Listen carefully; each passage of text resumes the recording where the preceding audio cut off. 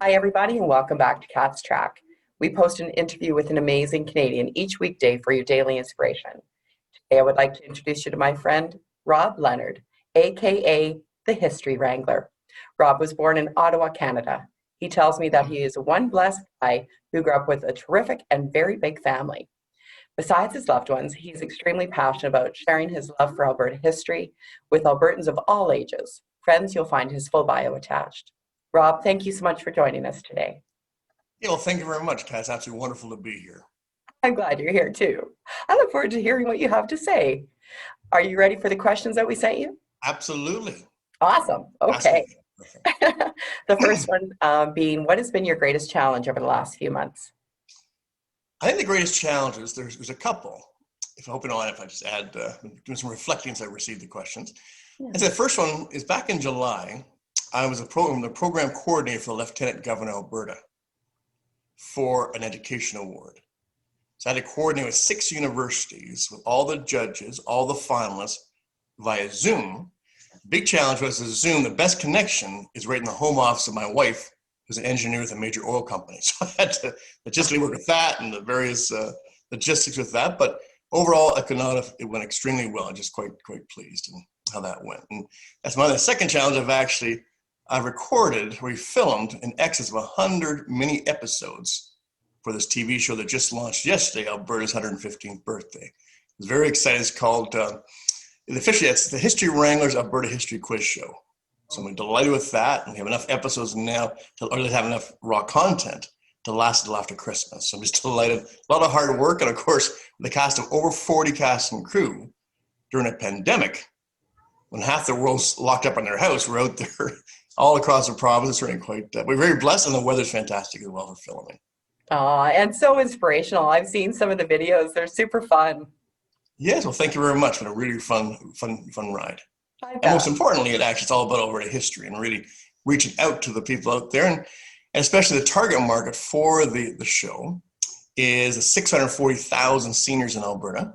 Mm-hmm. A lot to take care of. And the second is the whole youth and all the home studying with education now. That's really two ideas behind it. I love it. Well, very creative. Well done, Rob. And what are the 3 things that you'd like to share with our audience today? I'd say the first thing is never be afraid of a challenge and stretch your comfort zone. A lot of people are shy, and I tell you, over the years, I wrote down 3 examples. My Uncle Bob years ago said, Rob, I'll bet you cannot get into the world's largest Elvis festival in Calgary, Ontario. I never want to shy or back down from my bet. So I said, Bob, you got yourself a deal. Anyways, I went and I practiced, and I had some great promo shots, and wouldn't you know, I got in. Wow. I performed 10-piece band behind me from Vegas, performed for 12,000 people.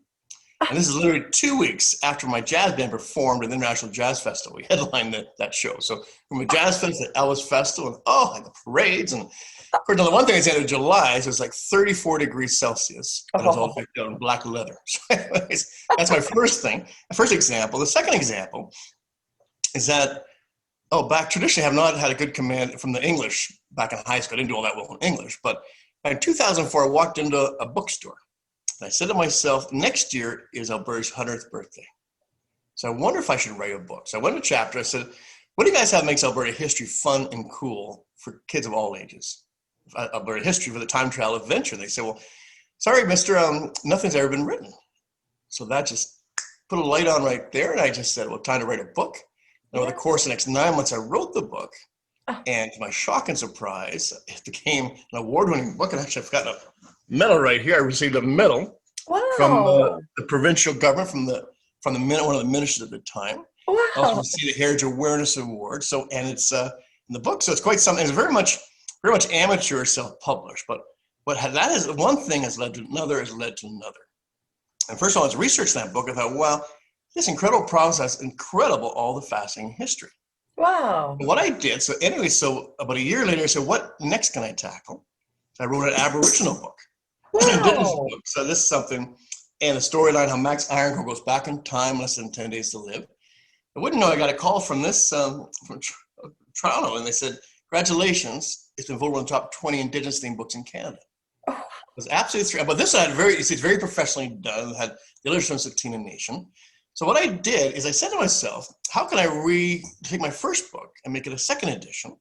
So that's what I did, and I added 6 chapters, and it became a best-selling book by 2012 for the Calgary Stampede Centennial. Yay! I'm excited with that. So 2 books, and that'll lead into my subject later on, your questions. But just in there, so just feel free to just reach outside that comfort zone. Wow. Sing a, I mean, when I learned to sing, gosh, back in university, I had such a bad voice that they unplugged my cord at this farmer's market that I volunteered for. But I said, darn that to pieces. So I stuck it out.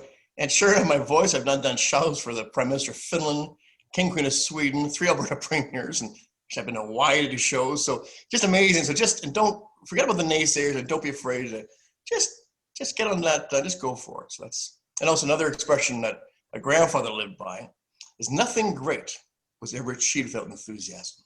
Oh, I love it. There's nothing great was ever achieved without enthusiasm. So anyways, those are my 3 things I like to share. That's amazing, Rob. You're so inspirational. And I learn something new about you every time we chat. This is wonderful. My pleasure. Wow. Yeah, love life. Awesome. So now where can we purchase those books right now? The books are all currently sold out, but they are available online. Okay. And if you go to chapters and you type in my name, Rob Lennard, yeah, and I give you the titles, but each title is over 15 words long. So just Rob Lennard. So go to the titles, and they're all time travel adventure stories. So again, if you like an adventure story, it's just, and you like to learn lots of history. It's interesting, Cap, between the 2 books, there's an excess of 500 historical facts with the 2 books. You can read one within an hour. So, and the kids, they love it, but it's through osmosis to actually learn all this Alberta history. Yeah, way more fun. Of course, my position, I'm the former Alberta director of the Alberta Heritage School Fairs, so oversaw this big program, and I'm still involved with that. I'm actually the contact for the Calgary and Central Alberta Regional Heritage Fair. So I do that, and I'm also down at the historic Bow Valley Ranch, which I'm sure it's a beautiful restaurant now. So beautiful. Yeah, but that restaurant, that house, I should say, came this close to being knocked down 25 years ago. Yeah, I remember. Larry and his wife Mitzi, they said, listen, we've got to restore this amazing heritage site. So that's what happened. So I've actually been teaching down there history for the last 5 years. Program for grades 2, 4, 5, and 7. Also teaching French as well. So I love down there, but also I love history. I love teaching Alberta history to Girl Guides. So I've actually developed a program. So I've taught close to 2,000 Girl Guides.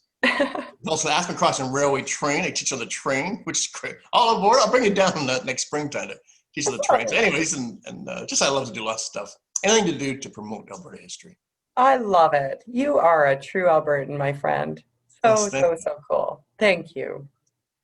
And what is your legacy or good news, or what would you like to close with today? I'd like to close with, it's interesting because Lord knows this pandemic has been really challenging a lot of us, but for me, it has created a golden opportunity.